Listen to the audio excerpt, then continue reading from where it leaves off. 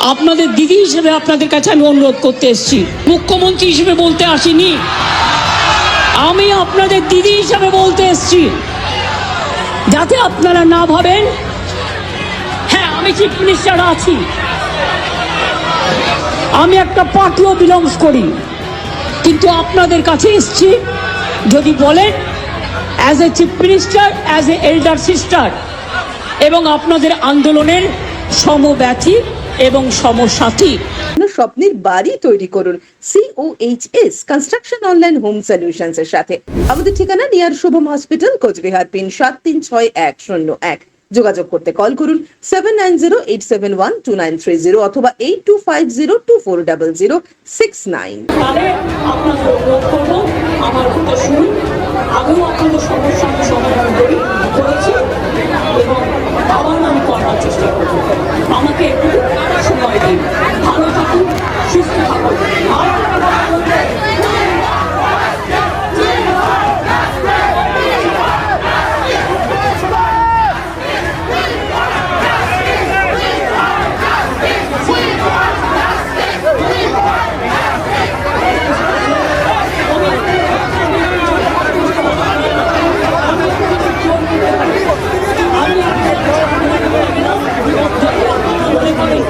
আপনাদের ধর্মমঞ্চে আসার ফলে আমি 26 দিন অনুসরণ করেছিলাম সিপিএম গভর্নমেন্ট ছিল পাওয়ারে, একদিনের জন্য কেউ আমাকে কথা বলতে আসেনি, কিন্তু তা সত্ত্বেও আমি এসেছি। তার কারণ আমি মনে করি আপনাদের কাছে আসা মানে এটা নিজেকে ছোট করা নয়, এটা নিজেকে বড় করা। তাই আপনাদের আবার আবেদন করব, আপনারা বসুন, আপনারা আলোচনা করুন, করে সিদ্ধান্ত নিন। আমার এটা লাস্ট চেষ্টা আপনাদের জন্য করে গেলাম। আর বাকিটা যদি আমার উপর ছেড়ে দেন, আপনারা জাস্টিস পাবেন, আপনারা ইনজাস্টিস হবে না, এটুকু আমি বলতে পারি। অনেক ধন্যবাদ, নমস্কার, এবং আপনাদের সকলকে অনেক অনেক ধন্যবাদ জানাই।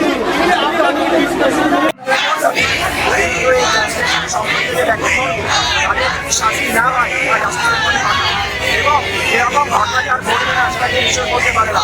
আর্থিক মেডিকেল কলেজ থেকে যে সমস্ত তথ্য উঠে আসছে, এরকম থেকে শুরু করে মরদের বিভিন্ন অঙ্গপ্রত্যঙ্গ সরিয়ে দেওয়া, এই যে ঘটনাগুলো আজকে আপনাদের মাধ্যমে আমাদের সামনে আসছে, এটা কারা করে? এরা হচ্ছে ক্রিমিনাল, ডাক্তার না ক্রিমিনাল। রাজ যদি মেডিকেল কলেজগুলো ভয়া থাকে, তাহলে আমরা কি করে সেফটি সিকিউরিটি ফিল করতে পারি? তাহলে এই যে দাবি সিকিউরিটি কলম থেকে দাবি হোক, ডিএমই ডিএইচএস থেকে সরানোর প্রস্তাব হোক, সংকীর্ণ সেফটি অ্যাকশন নেওয়া হোক, এই দাবিগুলো তো আমাদের শুনতে হবে, তাহলে তো আমরা কোনো সদস্য রাস্তায় যেতে পারবো না। তাই এই দাবিগুলো আমাদের শোনা হোক, এটাই আমরা চাই। মুখ্যমন্ত্রী বলেছেন যে আমি দিদি হিসেবে এসেছি, আপনাদের সিএম হিসেবে নয়। ঠিক আছে, দিদি হিসাবে এসে ভাইদের সঙ্গে ভাইদের কথাগুলো তো শুনতে হবে, মানে একপাক্ষিক হতে পারে না। দিদি যেমন বলবে ভাইদের কথাও শুনতে হবে। ভাইদের যে দাবি করবে, সেই দাবি নিয়ে আজকে 44 দিন আমরা এখানে বসে আছি, সেই দাবিগুলো শোনানো, এটাই আমরা বলছি। মুখ্যমন্ত্রী বলেছেন যে আমাকে সময় দিন, সময় চেয়েছেন মুখ্যমন্ত্রী। আমরা 35 দিন ধরে বসে আছি, তাহলে একজন দিদি হিসাবে 35 দিন ধরে রোদ, জল, ঝড়, বৃষ্টি উপেক্ষা করে আমরা এখানে বসে আছি। 14 আগস্টের হামলা আমরা কাটিয়ে এসেছি। আমরা এই সহানুভূতিটা আমার মানে আরো আগে হলে আরো ভালো হতো। যাই হোক, দিদিতে হলেও তিনি এসছেন, ওয়েলকাম জানাই, কিন্তু আমাদের দাবিটা তো শুনতে হবে। আমরা তো দ্বিপাক্ষিক, একপাক্ষিক রকম হতে পারে না, দ্বিপাক্ষিক বিষয়। লাইভ স্ট্রিমিং এর দাবি কি একই রকম থাকছে? আমাদের বারবারই বলছি, এই লাইভ স্ট্রিমের দাবি তো আমাদের নয়, এটা তো মমতা ব্যানার্জি ওনারই দেওয়া। 2019 সালে যখন পরিবহন ঘটনা বলে বিভিন্ন বলেছিলেন, দাদা ভাইয়ের মধ্যে কথা হবে, দাবি নিয়ে আলোচনা হবে, এখানে এর মধ্যে তো আইডেন্টিটি বিষয় আমরা দেখতে পাচ্ছি না। দাবিগুলো আমরা আগেই দিয়ে রেখেছি, বলার করি এখানে প্রশ্ন নয় যে দাবিটা মানবেন কি মানবেন না, এটাই নিয়ে প্রশ্ন। এটা নিয়ে তো কোনো আমি তো দেখছি না যে এখানে কোনো কলা কৌশলগত কোনো কথা এখানে হবে, কলা কৌশলগত রণনীতিগত কথাগুলো তো হবে না। এখানে স্পষ্ট করে আমরা দাবি রাখবো, উনি সেটা পারছেন না, কেন পারবেন কি পারবেন সেটা বলুক, যদি না পারেন তাহলে কেন পারছেন না সেটার পিছনে কি কথা আছে সেটা আমাদের খুলে বলুন, কারণ থাকতে পারে তার বারবার চেষ্টা তো আমরা দেবো।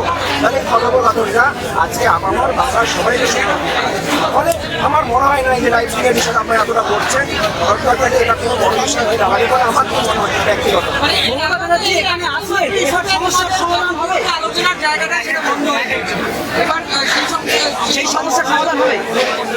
Sponsored by Vishal emporium. যুগ বদলেছে, বদলেছে জীবনের ধারা, তাই নিজের ঘরকে শৌখিনতায় মুড়ে ফেলতে চলে আসুন Co-sponsored by